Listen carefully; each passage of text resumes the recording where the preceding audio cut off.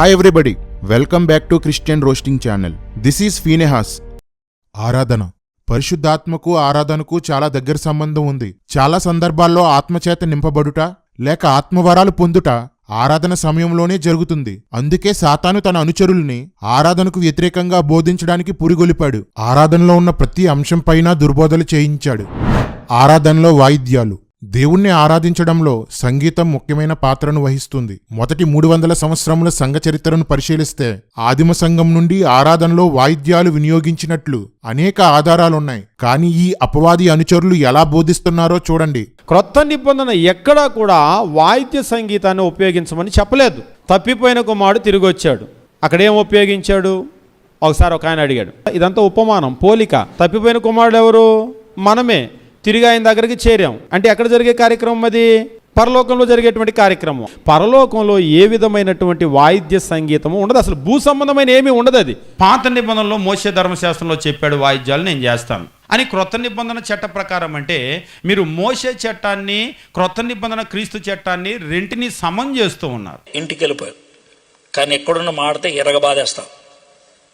Bus silent. ఈ church of antichrist వాళ్ళు వాయిద్యాలు విగ్రహారాధనకు సంబంధించినవి అంటారు. అసలు విగ్రహం అనేదే లేనప్పటి నుండి వాయిద్యాలున్నాయని బైబిల్ చెప్తుంది. ఈ కోక్ బ్యాచ్ వాయిద్యాలు ధర్మశాస్త్ర సంబంధమైన ఆరాధనలో భాగమంటారు. కానీ ధర్మశాస్త్రానికి ముందే వాయిద్యాలున్నాయని బైబిల్ చెప్తుంది. ఈ భ్రష్ట శాఖ పరలోకంలో నిర్జీవమైన ఏ వాయిద్యం ఉండదు అంటారు. కానీ పరలోకంలో పిల్లన గ్రోవులున్నాయి, వీణలున్నాయి. ఈ నరక శాఖ నిర్జీవ వస్తువులతో దేవుణ్ణి ఎలా ఆరాధిస్తామంటారు. కానీ బైబిల్ వాయిద్యాలతో దేవుణ్ణి ఆరాధించమని చెప్తుంది. గర్వం తప్ప జ్ఞానం లేని చర్చ్ ఆఫ్ యాంటీక్రైస్ట్ వార్లారా, ఆరాధనలో వాయిద్యాలు వాడటం అంటే మనం ఆరాధించడానికి వాయిద్యాల్ని అనుబంధంగా వాడుకోవటం. వాయిద్యాలు దేవుణ్ణి ఆరాధించడంలో పరలోకంలో ఉన్నాయి, ఆదాము కాలంలో ఉన్నాయి, మోషే కాలంలో ఉన్నాయి, యేసుక్రీస్తు కాలంలో ఉన్నాయి, నేటికి ఉన్నాయి. క్రొత్త నిబంధనలో ఎక్కడా వాయిద్యాలు నిషేధమని చెప్పనప్పుడు వీళ్ళెవరు నిషేధించడానికి? Bloody Antichrist brutes. కొత్త నిబంధనలో వాయిద్యాలు వినియోగం కోసం రాయబడింది కానీ వినియోగించవద్దు అని రాయబడలేదు. ఇక మన తెంగరోడ్ విషయానికి వస్తే అసలు డబ్బే రెచ్చగొట్టడానికి పెట్టుకున్నారు వీళ్ళు. కాసేపుడికి అయ్యేసరికి ఛార్జింగ్ పెంచుతాడు. టపా టపా టపా టపా టపా టపా టపా టపా కొట్టేసి కొట్టేసి కొట్టేసి కొట్టేసి కొట్టేసి రెచ్చగొట్టేస్తాడు అందరినీ. కేకలేసి అల్లరి చేసి గోల్ చేసి ఆత్మ వచ్చేసింది, డప్పు కొట్టండి, ఇంకా గట్టి కొట్టండి, అలా తిరగండి, ఇలా తిరగండి, ఆడవాళ్ళు ఇక్కడ పడిపోండి, మగవాళ్ళు ఇక్కడ పడిపోండి, ఒంటి మీద గుంటలు ఉంటున్నాయి, ఊడిపోతున్నాయి, చూసుకోకండి, దొల్లేండి, కింద పడండి, పిచ్చి కుక్కలు కరిచేసినట్టు దొల్లేండి దొల్లేండి దొల్లేండి, కుర్చీలు పగలగొట్టేయండి. మీ ఎలా ఎగురుతారండి? కింద నుంచి పైకి అనేసి పైన కిందకి ఎగిరేసి దూడల్లా ఉండి మొత్తం ఒంట్లోని చెమటంతా కారిపోయి మోకాలు నొప్పులు వచ్చేసి, చేతుల నొప్పులు వచ్చేసి, గొంతు నొప్పి వచ్చేసి ఎగిరి ఎగిరి ఎగిరి అరిచి అరిచి ఈడికేమో కొట్టి కొట్టి కొట్టి కొట్టి డప్పు కొట్టి ఆరాధన చేయడం అంటే ఎంత వెటకారమో. మనోడు మాత్రం తన పాటలకు వాయిద్యాలు వాడతాడు. పిచ్చోడా, గిటార్లు, ఫ్లూట్లు, వైలెన్లు వాడటానికి అందరూ నీలా తెగబలిసి ఉండరు కదా. అన్ని మతాల వారి దగ్గర నుండి కానుకలు లాగడం అందరికీ రాదు కదా.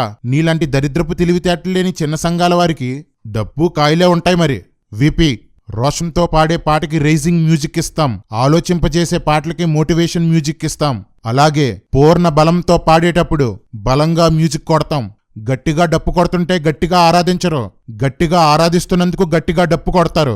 వేగంగా ఆరాధిస్తున్నప్పుడు వేగంగా సంగీతాన్ని వాయిస్తారు. సంగీతం పాటలో భావాన్ని మరింతగా అనుభవించడానికి, పాటతో మమేకం అవ్వడానికి ఉపయోగపడుతుంది. ఇంత చెప్పినా అంత గట్టిగా ఆరాధించడం ఎందుకు అని నువ్వు అడిగితే, దేవదూతలు ఆరాధిస్తున్నప్పుడు పరలోకపు గడప కమ్ముల పునాదులే అదిరిపోయాయి. డప్పులు పగలడం ఎంత? కొన్నిసార్లు ప్రశాంతంగా ఆరాధించుకుంటాం, కొన్నిసార్లు బలంగా ఆరాధించుకుంటాం. నువ్వెవడివి అడగడానికి? ఈ డప్పు ఆక్కండా కొట్టాడు, ఈ తర్వాత ప్యాడ్ మీద ప్యాడ్ ఎర్రగొట్టాడు. దేవుణ్ణి ఆరాధించేవారు హల్లెలూయా హల్లెలూయా అంటుంటే, దేవుణ్ణి ఆరాధించని మహాజ్ఞానులు హల్లెలూయా అనకూడదు అంటారు. హల్లెలూయా అంటే అర్థం కూడా తెలియని ఈ పిల్లబచ్చాలు పెద్ద పెద్ద ప్రసంగాలు చేస్తుంటే దయ్యాలు ధర్మశాస్త్రం బోధించాయనే సామెత గుర్తొస్తుంది. హల్లెలూయా అంటే హలల్ జా అనే 2 పదాల కలయిక. అంటే దేవునికి స్తోత్రం అని అర్థం. యూదులు తమ ఆరాధనల్లో నేటికి ఈ పదాన్ని సంతోషంతో దేవుణ్ణి స్తుతించేటప్పుడు, కృతజ్ఞత తెలిపేటప్పుడు వాడతారు.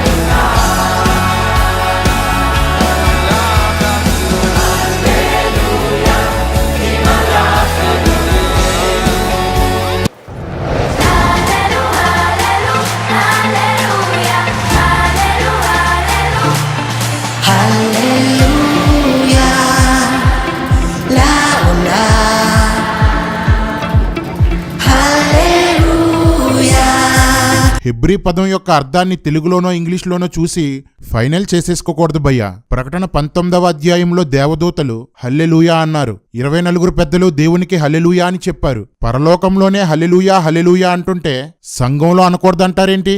మీరు అపహసించేది హల్లెలూయా వాడే సేవకుల్ని మాత్రమే కాదు, దేవదూతల్ని పెద్దల్ని కూడా.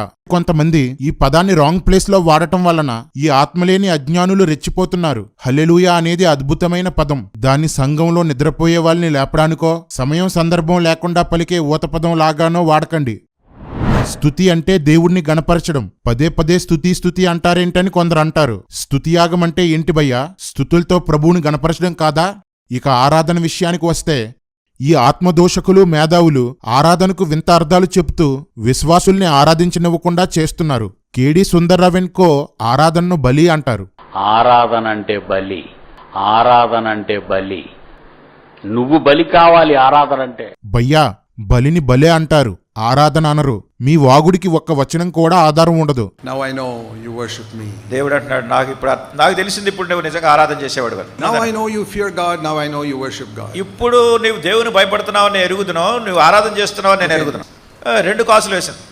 That was worship because that's all she had. అదే ఆరాధన. తనకు ఉన్నదంతా తీసుకొచ్చి అక్కడ వేసింది. ఆరాధించబడి పాటలు పాడడం కాదు, నీవు ఎక్కడ పని చేస్తారో అక్కడ నమ్మకంగా ఉండడమే ఆరాధన. దేవుని యొక్క పరిశుద్ధతను చూచి మనస్సాక్షిలో మేల్కొలుపు రావడం ఆరాధన. విశ్వాసముతో నువ్వు చేసిన పని ఏదైనా అది ఆరాధనే. అలాగని ఏదో షాపులో పని చేస్తున్నావు, దేవుడిచ్చాడు ఈ పని ఆరాధన. ఏముందిరా బైబిల్లో? స్తోత్రం స్తోత్రం స్తోత్రం, హల్లెలూయా హల్లెలూయా, ప్రైజ్ లార్డ్ ప్రైజ్ లార్డ్. ఇది ఇక్కడ జరుగుతున్నది ఆరాధనేనా? బైబిల్ ఓపెన్ యూనివర్సిటీ ద్వారా జరుగుతున్నటువంటి ఇది యథార్థమైన ఆరాధన. మళ్ళీ నీకు అత్యంత ప్రీతిపాత్రమైంది దేవునికి బలిపీఠం మీద పెట్టడం. నీ అహాన్ని ఆయన బలిపీఠం మీద బలి ఇవ్వడం. That's worship.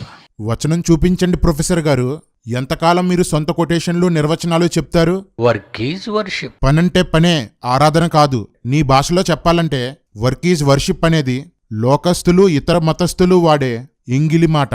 మేధావులారా, విశ్వాసులకి తెలివి నేర్పండి, అతి తెలివి నేర్పకండి. అన్నా, తెలివికి అతి తెలివికి తేడా ఏంటి? తెలివున్నవాడు అమ్మని మమ్మీ అని స్వేచ్ఛగా పిలిచేస్తాడు. అతి తెలివి ఉన్నవాడు అమ్మని మమ్మీ అని పిలవచ్చా పిలవకూడదా అని సందేహంతో పిలుస్తాడు. విశ్వాసులకు తెలివి ఉన్నప్పుడు దేవుణ్ణి ఎలా అయినా పిలిచేవారు, ఎలా అయినా ప్రార్థించేవారు. ఈ మేధావి వర్గం అతి తెలివితేటలు నేర్పించిన తర్వాత దేవుణ్ణి ఏ పేరుతో పిలవాలో కన్ఫ్యూజన్, ఏ నామంలో ప్రార్థించాలో కన్ఫ్యూజన్. చాలా విచిత్రం ఏంటంటే ఆరాధన ఎలా చెయ్యాలి అని బోధించే మేధావుల సంఘాల్లో ఒక్క వరం కూడా కనపడదు. ఒక్కరు కూడా అభిషేకించబడిన దాఖలాలు ఉండవు. ఈ మేధావుల దృష్టికి వెర్రివాళ్లుగా, తెలివి తక్కువ వారిగా కనిపించే సంఘాల్లో మాత్రం ఎన్నో వరాలను దేవుడిస్తున్నాడు. ఎంతో మందిపై దేవుడు తన ఆత్మను కుమ్మరిస్తున్నాడు. సంఘంలో ఆరాధన అంటే అందరూ కలిసి ఏకమనసుతో ప్రభువును గణపరిచే సమయం. బైబిల్లో ఆరాధనకు ప్రొస్కోనియో అనే గ్రీకు పదం వాడబడింది. ఆ మాటకు మ్రొక్కుట, వంగి మ్రొక్కుట, దైవ భయాన్ని చూపుట అనే అర్థాలు వస్తాయి. ఈ పదాన్ని ఇంగ్లీష్లో వర్షిప్ అని, తెలుగులో మ్రొక్కుట అని తర్జుమా చేశారు. దేవుణ్ణి భయభక్తులతో మ్రొక్కటమే ఆరాధన. బైబిల్ అంతట్లో ప్రొస్కోనియో అనే మాట 236 సార్లు వాడబడింది. ప్రతిసారి మ్రొక్కుటానో సేవించుటానో తర్జుమా చేశారు. కానీ ఈ మేధావులందరూ ఒక్కసారి కూడా ఆరాధన అంటే మ్రొక్కడం అని చెప్పరు. ఇక్కడే తెలుస్తుంది ఆత్మకి దూరంగా సంఘాన్ని ఈడ్చుకుపోవడమే వీరి ఉద్దేశమని. మాట వరుసకి ఆత్మతో సత్యంతో ఆరాధించాలి అంటారు. ఆత్మతో సత్యంతో ఆరాధించడం అంటే ఏంటో చెప్పరు. ఒకవేళ మన వీపీ లాంటి వాళ్ళు చెప్పినా, ఎంత ప్రేమించిన వాడిని నువ్వు ఎంత ప్రేమిస్తున్నావు, ఆ ప్రేమే ఆరాధన అంటే. నీ ఆశే నాకు ఆరాధనని ఒక పాట రాశాడు నా చిన్నతనంలో. నీ ఆశే నాకు ఆరాధన అని, ప్రేమే ఆరాధన అని, కాపురమే ఆరాధన అని చెప్తారు. వీటిలో దేనికి వాక్యాన్ని చూపించరు. చూపించినా అది ఆరాధనకు సంబంధించినదిగా ఉండదు. ఆరాధన అంటే మ్రొక్కడం. ఆయనే గొప్పవాడని పొగుడుతూ లోబడి మ్రొక్కటం, పొగడటం. పాడుతూ మ్రొక్కిన ఆరాధనే, మాటలతో మ్రొక్కిన ఆరాధనే. అది విగ్రహం దగ్గర చేస్తే విగ్రహారాధన, మన దేవుని దగ్గర చేస్తే దైవారాధన. ఆరాధన ఎలా చెయ్యాలి? మనకు వాక్యమంతా ఒకేసారి రాలేదు, అంచెలంచెలుగా వెలువడింది. ఆరాధన విషయంలో కూడా అంతే. ఆరాధన ఎలా చెయ్యకూడదో మత్తయి సువార్త 15వ అధ్యాయం 8-9 వచనాల్లో రాయబడింది. ఆరాధన ఎలా చెయ్యాలో యోహాను సువార్త 4వ అధ్యాయం 24వ వచనంలోనూ, ఫిలిప్పీ 3వ అధ్యాయం 3వ వచనంలోనూ రాయబడింది. ఆరాధన ఎలా చెయ్యకూడదు? హృదయాన్ని దేవునికి దూరంగా ఉంచి పెదవులతో చెయ్యకూడదు. మనస్ఫూర్తిగా చెయ్యాలి, పూర్ణ హృదయంతో చెయ్యాలి. దీనినే మన ఆత్మతో ఆరాధించడం అంటారు. ఇదే యోహాను సువార్త 4వ అధ్యాయం 24వ వచనపు మొదటి భాగం. ఆరాధన ఎలా చెయ్యకూడదు. మనుషుల కట్టడల్ని దైవోపదేశముగా భావిస్తూ చెయ్యకూడదు. పరిసయ్యులు వాక్య ప్రకారం బోధించక తమకు తోచిన బోధ చేసేవారు. అట్టివారు దేవుణ్ణి మ్రొక్కటం ఆయనకు ఇష్టం లేదు. ఇశ్రాయేలీయులు వాక్యాన్ని ఏమాత్రం పాటించకుండా దేవాలయంలో ఆరాధించేవారు. వాక్యాన్ని పాటించని వారి మ్రొక్కులు దేవుడు స్వీకరించడు. ఒక వ్యక్తి పాపంలోనే తన జీవితాన్ని కొనసాగిస్తూ పాడే పాటలు ఆయన కోరుకునే ఆరాధన కాదు. ఒక వ్యక్తి వాక్య సత్యాన్ని అనుసరిస్తూ దేవుణ్ణి ఆరాధించాలి. ఇదే సత్యముతో ఆరాధించడం, పరిశుద్ధాత్మ వలన ఆరాధించుట. 95% మంది ఈ వచనాన్ని అసలు పట్టించుకోరు.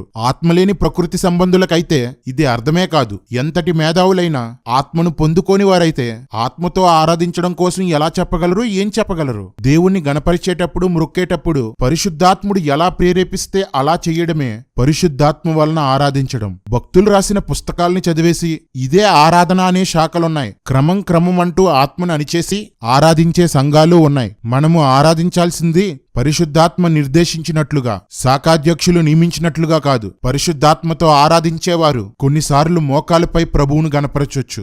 ఆత్మ ప్రేరేపిస్తే నిలిచి ఆరాధించొచ్చు. కొన్నిసార్లు కన్నీళ్లతో మ్రొక్కొచ్చు. కొన్నిసార్లు సంతోషంతో గెంతులు వేస్తూ ఆరాధించొచ్చు. కొన్నిసార్లు పాపాలు ఒప్పుకుంటూ ప్రభువును ఆశ్రయిస్తూ ఆరాధించొచ్చు. కొన్నిసార్లు భాషలతో స్తుతిస్తూ ఆరాధించొచ్చు. కొన్నిసార్లు మౌనంగా, నిశ్శబ్దంగా ఆరాధించొచ్చు. ఎప్పుడు ఎలా ఆరాధింపజేయాలో పరిశుద్ధాత్ముని ఇష్టం. ఇలా ఆరాధించేవారు ఎందరో ఉన్నారు. వెర్రిబాగులోళ్ళు దీనికి అల్లరి అని పేరు పెట్టినా, మేధావులు దీన్ని ఏడుపు, గోళాన్ని అపహసించినా ఇది దేవుని దృష్టికి వాక్యానుసారమైన ఆరాధన. ఈ ఆరాధనను ఒంటరిగా చెయ్యొచ్చు, 100 మందితో కలిసి చెయ్యొచ్చు, వాయిద్యాలతో చెయ్యొచ్చు, నిశ్శబ్దంగా చెయ్యొచ్చు. కానీ ఆత్మ లేకుండా చెయ్యలేము. ఆరాధించేవాడు తన పూర్ణ ఆత్మతో ఆరాధించాలి. ఆరాధించేవాడు వాక్యానికి లోబడి జీవిస్తూ ఆరాధించాలి. వాక్యానికి లోబడి జీవించడం ఆరాధన కాదు. వాక్యానికి లోబడుతూ దేవునికి మ్రొక్కేది ఆరాధన. ఆరాధించేవాడు పరిశుద్ధాత్మ చేత నడిపించబడుతూ ఆరాధించాలి. ఆత్మ ప్రేరణని బట్టి ఆరాధించాలి. ఇలా ఆరాధించు సంఘంలో ఆత్మ కుమ్మరింపులుంటాయి. దేవుని ప్రత్యక్షతలు, దర్శనాలు, ఆత్మవరాలు ఉంటాయి. పరిశుద్ధాత్మ పొందుకున్నవాడు కేకలు వేడు, అరువడు, అతని కంఠస్వని అసలు వీధిలో వినబడదు. మనకేమో 4 వీధులకు వినబడేలా వరుస్తున్నారు. అయితే వీధుల్లో సువార్త చేయకూడదు, ఓపెన్ మీటింగ్లు పెట్టకూడదు. ఎందుకు భయ్యా ఇలాంటి సొల్లు బోధలు చేస్తావు? నీ సంఘపు యవనస్తులతో లోకంతో కలిసిపోమని బోధిస్తున్నావు. నీ ప్రోత్సాహం వల్ల వాళ్ళు గెటప్పుల్లోనూ, లవ్ స్టోరీల్లోనూ లోకాన్ని మించిపోయారు. నువ్వు చేసే సేవ ఒక చెత్త. నువ్వు హోలీ స్పిరిట్ కోసం వాక్యం చెప్తావా? నీకు అంత అవసరమా? 9 కృపావరాలు ఉన్నాయి. 9 వరాల్లో అయితే కృపావరములు 9 వరములు. నీలాంటోడే మాకు ఆత్మ కోసం చెప్పాలి. ఆత్మవరాలు 9 కాదు, 17. చదువుకోండి. ఇవి సూచనలు, ఇవి కూడా చదువుకోండి. రమ్మో రమ్మో రమ్మో రమ్మో పరిశుద్ధాత్ముడా అంటారు. అది చాలా తప్పు పాట. ఆత్మ దిగిరావా అని మీరు పాడుతున్న పాట వాక్య విరుద్ధం. తప్పు పాట పాడుతున్నారు. ఇది పరిశుద్ధాత్మకు వ్యతిరేకమైన పాపం. వినుట వలన విశ్వాసము కలుగును అని రాయబడినంత మాత్రాన వాక్యం విన్న వాళ్ళందరూ క్రీస్తునందు విశ్వాసం ఉంచేయరు. అలాగే విశ్వాసం వలన ఆత్మను పొందుకుంటామని రాయబడినంత మాత్రాన విశ్వసించిన వారందరూ ఆత్మను పొందేసినట్లు కాదు. చర్చిలో ఆత్మను పొందిన వారే కాదు, పొందని వారు ఉంటారు. పొందినా నింపబడాల్సిన అవసరం ఉన్నవాళ్ళు ఉంటారు. అందుకే చర్చిలో పరిశుద్ధాత్ముని రండి రండి అని పిలుస్తూ పాటలు పాడటం తప్పు కాదు. ఆత్మలేని మీరు ఆరాధన కోసం మాట్లాడటం దురాత్మలు పరిశుద్ధత కోసం బోధిస్తున్నట్లుంది. దేవుని ఆత్మను రమ్మని అడగనవసరం లేదు. రమ్ము రమ్ము రమ్ము లైట్ వెలుగుము. This is foolishness. ఒక్కసారే దిగొచ్చాడు పెంతెకొస్తు పండగ దినాన. మళ్ళీ దిగడాలు ఉండవు. ఇదేమన్నా పాట అనుకున్నావా? దిగు దిగు దిగు అనడానికి, దిగు దిగు దిగు అనడానికి. వాళ్ళకి దిగుతాయేమో, మనకు దిగవు. సిగ్గులేని ఎదవా, ఎన్నిసార్లు చెప్పాలరా నీకు? ఒక్కొక్కడు ఎంత వెటకారం చేస్తున్నారు. మీరు ఆత్మ కోసం మాట్లాడుతున్నారనే భయం కూడా లేదా? ఆత్మ క్రిందికి దిగాక మళ్ళీ దిగడా? అపోస్తుల కార్యములు 10:44, 11:15, 19:6 చదవండి. మీదకి దిగడం, మీదకి రావడం కనిపిస్తుందా? ఎవరు ఎప్పుడు ఆత్మను పొందుకున్నా పరిశుద్ధాత్మ వారి మీదకి దిగడమే అవుతుంది. వీళ్ళు మేధావులు మాకు నేర్పిస్తారట. ఛే!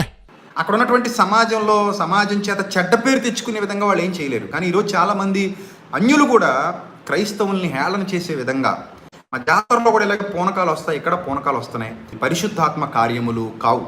పరిశుద్ధాత్ముడు ఎప్పుడు కూడా అలాంటి కార్యాలు ఎవరితో జరిగించలేదు. బైబుల్లో ఎక్కడ ఈ స్టేట్మెంట్ ఉంది?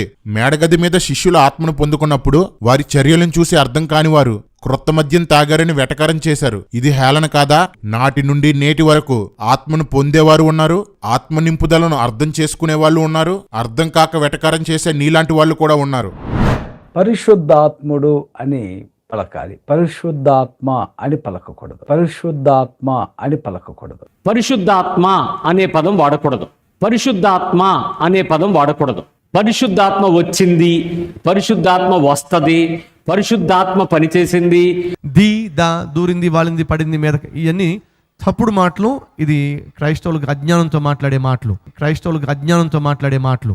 ఆత్మ వచ్చిందా, ఆత్మ వాలిందా, ఏంటిది ఏంటి? సతీష్ అన్న ఏంటంటున్నావు? దిగింది వచ్చింది అనకూడదా? ఆత్మ కోసం ఆత్మ సంబంధులు చెప్తే బాగుంటుంది, కానీ నీలాంటి దొంగలు, అదే పక్క సంఘాలని దొంగిలించే దొంగలు చెప్తే కామెడీగా ఉంటుంది. అన్నా నీకు తెలుగు గ్రామర్ తెలుసా? సాకి షాకి తేడా తెలియని నీకు తెలియకపోవచ్చులే. గ్రీక్ గ్రామర్ ప్రకారం ఆత్మ అనేది న్యూట్రల్ జెండర్. మనం వస్తువుల్ని అది ఇది అని ఎలా అంటామో వారు కూడా ఆత్మను అలాగే పలుకుతారు. అంత మాత్రాన వాళ్ళు పరిశుద్ధాత్మను అది ఇది అన్నట్లు కాదు. అది వారి గ్రామర్. తెలుగు గ్రామర్ ప్రకారం కూడా ఒకరి ఆత్మ, అది పురుషుని ఆత్మ అయినా స్త్రీ ఆత్మ అయినా, న్యూట్రల్ జెండర్ గానే పలుకుతారు. అతని ఆత్మ వెళ్ళిపోయింది అంటారు. అలాగే దురాత్మను కూడా పట్టింది, వదిలింది అంటారు. దేవుని ఆత్మను కూడా అలాగే అనవచ్చు. అది గ్రామటికల్ గా కరెక్టే. సతీష్, లోక 4:18 చదువు, ఇప్పుడు హగ్గై 2:5 చదువు. వీళ్ళందరూ అజ్ఞానులు అంటారా? పరిశుద్ధాత్ముడు అని పలికినప్పుడు వాడాం కాబట్టి గ్రామటికల్ గా కూడా వచ్చాడు అనాలి. ఆత్మ పరిశుద్ధాత్మ అన్నప్పుడు అన్నా తప్పు కాదు, అన్నా తప్పు కాదు. గ్లామర్ తప్ప గ్రామర్ తెలియని మీరా ఆత్మ గలవారిని హేళన చేసేది? పడిపోయిన వాళ్ళు అయిపోరు కానీ నుంచున్న వాడిని పడగొట్టలేదు అన్నాను. పడిపోయిన వ్యక్తిని నిలవబెడతాడు దేవుడు, నిలవబడి ఉన్న వ్యక్తిని పడగొట్టడు. అరే ప్రతి ఒక్కడు అదే సొల్లేస్తారు. నిలబెట్టడం అంటే ఇదా, లేక జీవితంలో నిలబెట్టడమా? నిలబెట్టడం అంటే ఇది కానప్పుడు పడగొట్టడం అంటే ఇది కాదు.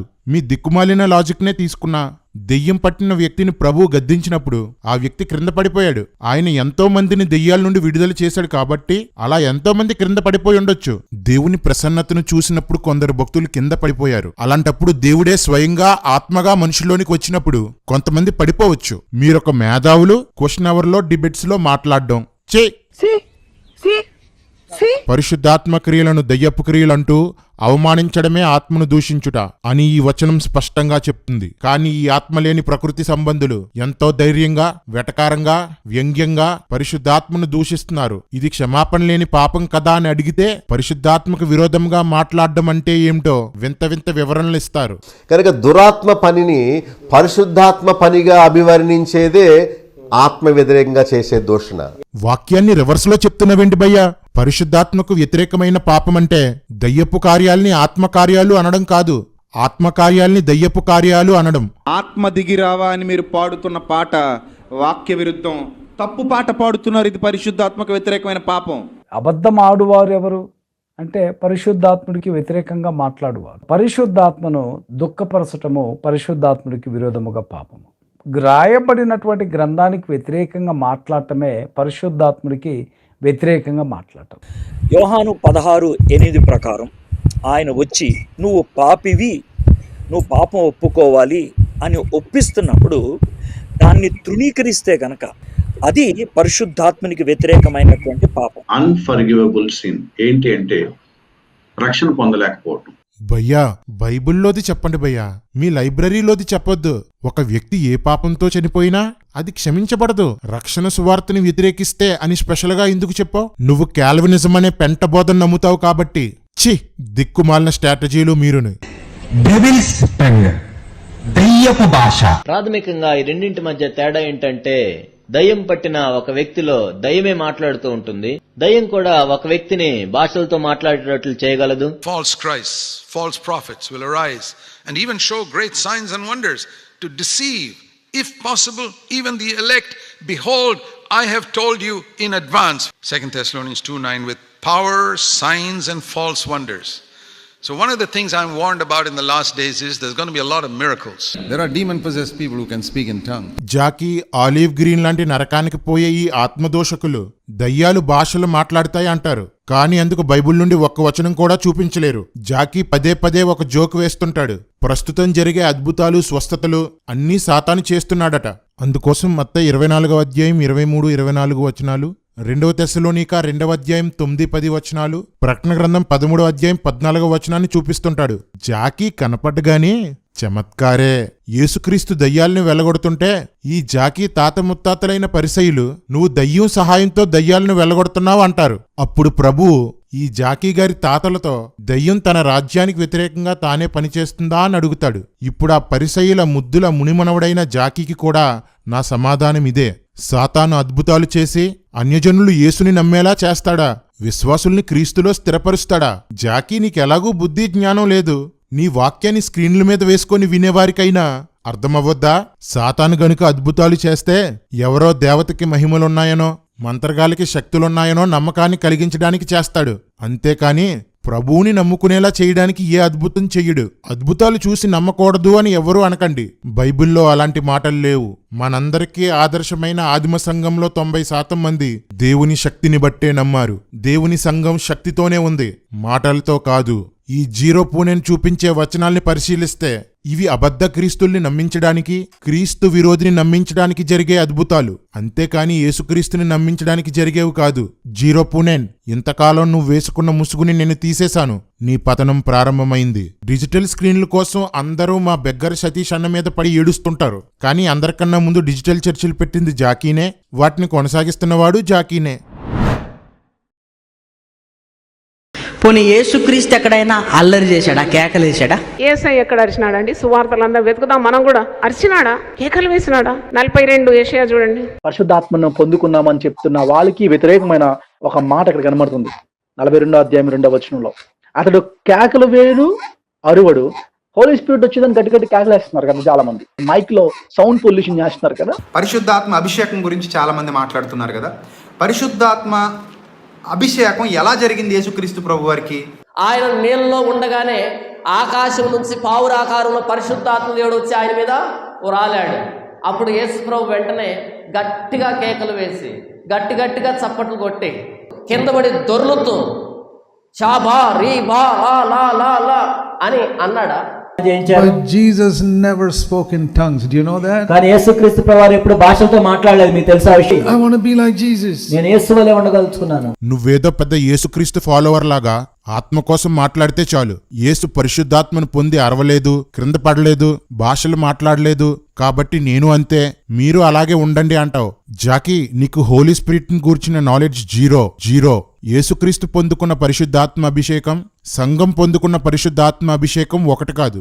జాకీ, నువ్వే కాదు, ఆత్మ విరోధులంతా వినండి. యోవేలు 2:28లో రాయబడిన ప్రవచనం యోర్దాను నది దగ్గర నెరవేరలేదు, మేడగది మీద నెరవేరింది. యోర్దాను నది దగ్గర పావురం వలె వస్తే మేడగది మీదికి అగ్ని వలె వచ్చాడు. సంఘం పొందాల్సిన అభిషేకం ఇదే. నువ్వు జీరో పూనెనువు కాబట్టి 2 ఒకటే అనుకుంటున్నావు. అందుకే యేసుక్రీస్తు భాషలు మాట్లాడలేదు కదా అంటున్నావు. పరిశుద్ధాత్మ క్రియలు పెంతెకోస్తుకు ముందు వేరు, పెంతెకోస్తు నుండి వేరు. అందుకే యేసుక్రీస్తు భాషలు మాట్లాడలేదు. సువార్త విని మార్పు పొందిన వారిని దేవుడు వాగ్దానం చేయబడిన ఆత్మతో ముద్రిస్తాడు. వాగ్దానం చేయబడిన ఆత్మ అనగా యోవేలు గ్రంథంలో ప్రవచించబడి, యోహాను సువార్తలో మరొక్కసారి వివరించబడి, అపోస్తుల కార్యములు 2వ అధ్యాయములో కుమ్మరించబడిన ఆత్మ. ఈ అభిషేకం, ఈ కుమ్మరింపు విశ్వసించిన వారందరికీ వాగ్దానం చేయబడింది. ఇది ఆదిమ సంఘానికో అపోస్తులకో మాత్రమే పరిమితం కాదు. జాకీ, అర్థమైందా? మళ్ళీ చెప్పమంటావా? ఇది కూడా మీరు ఎక్కకపోతే బిల్డింగ్ పైకెక్కి దూకుసావండి. జాకీ అనుచరులారా, ఇంతకాలం మీ మేధావి, మీ ఆరాధ్య సేవకుడు మీకు తప్పులు చెప్పాడు. ఆత్మాభిషేకంపై, వరాలపై హీనమైన అభిప్రాయం కలిగేలా చేశాడు. ఇప్పటికైనా కళ్ళు తెరుచుకోండి. సరే జాకీ, నువ్వు నీ బ్యాచ్ యేసు పొందిన అభిషేకమే పొందారనుకుందాం. నువ్వెప్పుడైనా దయ్యాలను వెళ్ళగొట్టావా? ప్రవచనాలు చెప్పావా? ఎవరినైనా స్వస్థపరిచావా? చచ్చిన వారిని బ్రతికించావా? బాబు చెప్పండమ్మా, సిఎఫ్సి వాళ్ళెవరైనా ఇవన్నీ చేశారా? కనీసం మంచిగా బ్రతుకుతున్నారా? మోసాలు, వేషాలు, నటనలు, కుళ్ళు, కుతంత్రాలు, పగ, ద్వేషాలు, పక్షపాతాలు. హైదరాబాద్, వైజాగ్, బెంగళూరు సంఘాల్లో అన్నీ ఇవే. ఇంత దారుణంగా ఉన్నా ఎందుకు ఎవరూ నిన్ను వదలరంటే నీ సంఘాలు ఒక దురాత్మతో నడిపించబడుతున్నాయి. ఆ దురాత్మ బంధకాల్లో నుండి బయటికి రాలేకపోతున్నారు. ఈసారి వస్తారు, గొంతు విప్పుతారు. ఇలా కానీ చేసేది దురాత్మ గాని పరిశుద్ధాత్మ కాదు. అపవిత్రాత్మ పట్టిన ప్రతివాడు కేకలు వేస్తాడు. ఒక్క ఒక్కటి చూపించండి, పరిశుద్ధాత్ముడు వస్తే ఇదిగో ఇక్కడ కేకలు వేశారు కదా అని ఒక్కటి చూపించండి. దేవుని సన్నిధిలో పాటలు పాడేటప్పుడు కేకలు వేస్తూ పాటలు పాడేటువంటి ఆత్మ ఎవరిదంటే దురాత్మదే. దెయ్యమే కేకలు వేస్తుందా? దెయ్యాలను వెళ్ళగొట్టేటప్పుడు గట్టిగా అరవకూడదా? ఆరాధనలో గట్టిగా పాడకూడదా? యేసు అరవలేదా? కేకలు వేయలేదా? కేకలు వేసిన వాళ్ళు దూడలా? ఎంత వెటకారం భయ్యా మీకు! ఎలిజబెత్ పరిశుద్ధాత్మతో నిండి బిగ్గరగా మాట్లాడింది. మీరక్కడ ఉంటే ఇది దెయ్యమే అనేవారు. నరక పౌరులంతా చూడండి, ఈ వచనాలు చూడండి. యేసు బిగ్గరగా మాట్లాడాడు, కేక వేశాడు. యోహాను కేక వేశాడు. అపోస్తులు గట్టిగా అరిచారు. స్వస్థపరిచేటప్పుడు బిగ్గరగా చెప్పారు, బిగ్గరగా మొరపెట్టారు, బిగ్గరగా పాడారు. ఆత్మలో ఆనందించేటప్పుడు బిగ్గరగా ఉత్సాహధ్వని చేశారు, బిగ్గరగా ఆనందగానం చేశారు. ప్రభువును హోసన్నా అంటూ కేకలు వేశారు. స్వస్థత కావాలనుకున్న వారు కేకలు వేశారు. యుద్ధాలకు వెళ్లేటప్పుడు కేకలు వేశారు. ఎరికో గోడలు కూల్చేటప్పుడు కేకలు వేశారు. బైబుల్లో లేని కొటేషన్లు, బైబుల్ చెప్పని మాటలు చెప్తూ ఆత్మలో పరవశించే వారిని, ఆత్మతో ఆరాధించే వారిని, ఆత్మకార్యాలు చేసేవారిని అపహసించే మీకు ఇదివరకే తీర్పు తీర్చబడిపోయింది. పోతావు, నువ్వు పోతావు, పోతావు నువ్వు. దేవుడు సమాధానమునకే కర్త గాని అల్లరికి కర్త కాదు. అల్లరికి కర్త కాడు. అల్లరికి కర్త కాడు. దేవుడు అల్లరికి కర్త కాడు. దేవుడు అల్లరికి కర్త కాడు. అల్లరికి కర్త కాడు. పరిశుద్ధాత్మ దేవుడు ఆయన అల్లరికి కర్త కాడు. దేవుని ఆత్మ అల్లరికి కర్త కాదు. పరిశుద్ధాత్ముడు అల్లరికి కర్త కాడు. ఆయన అల్లరికి కర్త కాడు. చాలా మంది ఆత్మదోషకులు, ఆత్మ కోసం అవగాహన లేని వాళ్ళు, ఆత్మానుభవం లేని వాళ్ళు ఈ వచనం వాడి పరిశుద్ధాత్మ అనుభవం గలవారిని, పెంతుకోస్తు వాళ్ళని అపహాస్యం చేస్తుంటారు, ఖండిస్తుంటారు. బాబు, మేధావులు, రచయితలు, స్కాలర్లు, ప్రొఫెసర్లు బుర్రపెట్టి వినండి.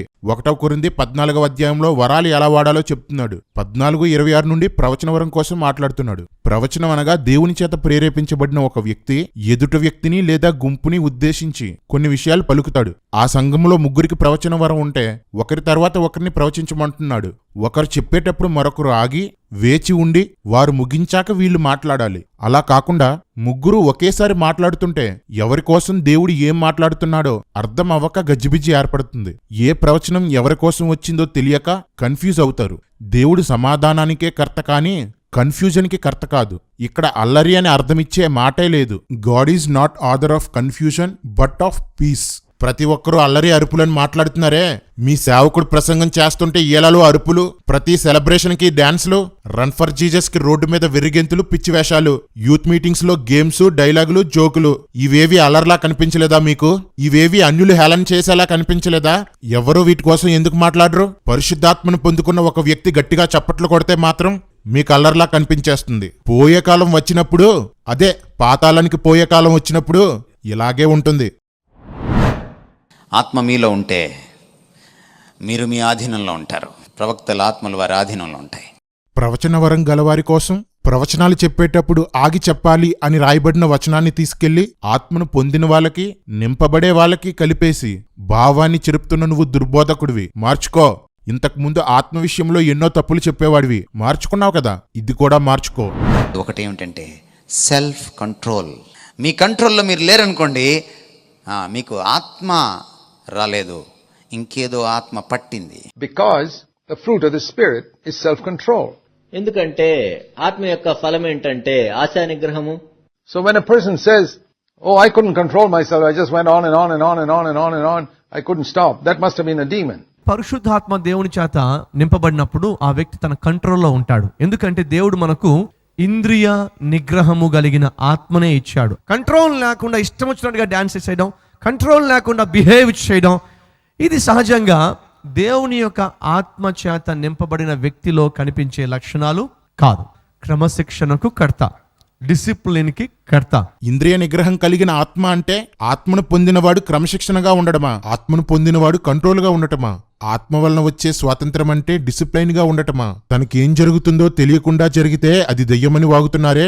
పౌలు దర్శనం చూసినప్పుడు శరీరంతో వెళ్ళాడో శరీరం లేకుండా వెళ్ళాడో తనకి తెలియలేదు. యోహాను ఆత్మవశుడై ప్రభువుని చూసినప్పుడు చచ్చిన వాని వలే పడిపోయాడు. ఫిలిప్పు ఆత్మతో కొనిపోబడ్డాడు. ఇంకా ఇలాంటివి ఎన్నో ఉన్నాయి. దేవుని పేరుతో డబ్బు సంపాదించుకునే నీలాంటి సిగ్గులేని వ్యాపారస్తుడికి ఎంతకన్నా జ్ఞానమేముంటుందిలే. ఆ ఎర్రిపిచ్చోడు కూడా ఇలానే వాగాడు. ఇంద్రియ నిగ్రహం అంటే ఇంద్రియాలకు వచ్చిన ఆశల్ని నిగ్రహించుకోవడం. దేవుని ఆత్మ శరీర క్రియల్ని కంట్రోల్ చేస్తాడు. దీన్నే ఆశా నిగ్రహం అని అంటారు. జాకీ, మీకు వయసు వచ్చింది గాని వివేచన రాలేదు. అనుచరుల్ని సంపాదించుకున్నారు కానీ ఆత్మజ్ఞానాన్ని సంపాదించుకోలేకపోయారు. నీ అంత పనికి మాలోడు ఎవడలేడు.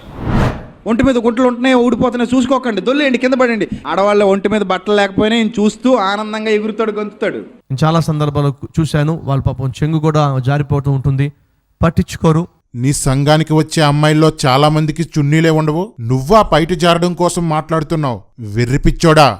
ఆడవాళ్ల మానాలు తీసిన వాడివి నువ్వా వస్త్రాలు జారిపోవడం కోసం మాట్లాడుతున్నావు? ఆత్మచేత నింపబడిన వారిలో ఎక్కడో ఎవరికో స్వాధీనం కోల్పోయి ఇలా జరిగితే దాన్ని పట్టుకొని ఆత్మను దూషిస్తున్నారే. మీకు మీకాలకి తేడా ఏంటి? దావీదు ఆరాధనని అవమానించిన మీకాలు గొడ్రాలుగా మిగిలిపోయింది. నేటి ఆరాధించే స్త్రీలను అవమానించే మీరు ఆత్మల్ని కనలేని గొడ్డువారిగా మిగిలిపోయారు. మీ సంఘాల్లో ఉన్నవి శరీరాలే. వారు ఆత్మ మూలముగా జన్మించినప్పుడే మీరు ఆత్మల్ని కన్నవారవుతారు. కానీ మీకు అది సాధ్యం కాదు. ఇలా గొడ్డువారుగానే బ్రతికి గొడ్డువారుగానే చావండి.